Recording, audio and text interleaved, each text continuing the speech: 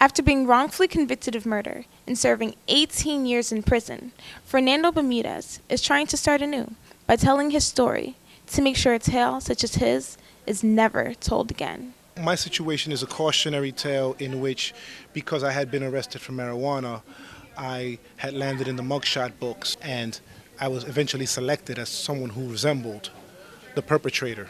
Anybody who gets arrested can land in the mugshot books, and sometimes those pictures are even supposed to be disposed of, and they're not. They still remain on file, and it's a problem, particularly in New York City, since there's been a growing and alarming rate of marijuana arrests. I mean, in record numbers, unprecedented, and this has caused a potential problem for particularly people of color who make up the large prison population by over 85% to be candidates to land in prison as well, just because of an arrest.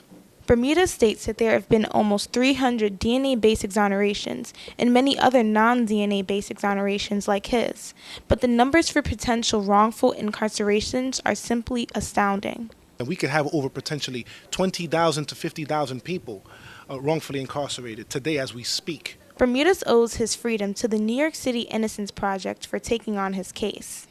Well, they came in late into the case when I obtained that new attorney who got a legion of attorneys, basically, and they filed an amicus brief, which is a friends of the court brief, attesting to the social sciences behind mistaken eyewitness identification, which illustrates scientific research demonstrating why mistaken eyewitness identifications are the leading cause of this problem. Bermudez states that the real perpetrator of the crime was never brought to justice. He had left the state, and he had been convicted several times under an alias. He had changed his name to hide his identity while on the run.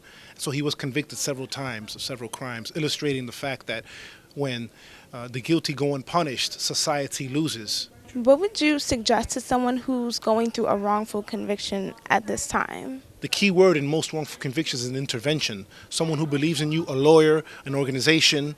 Really, that's the only way wrongful convictions get resolved. My next step is to continue pursuing my education on a postgraduate level. I continue to seek to be a voice in the criminal justice system, and I'm also working to abolish the death penalty in Connecticut. Bermudez's story shows how even one's troubled past can lead to a brighter future. This is Adama Fonah for SFCTV.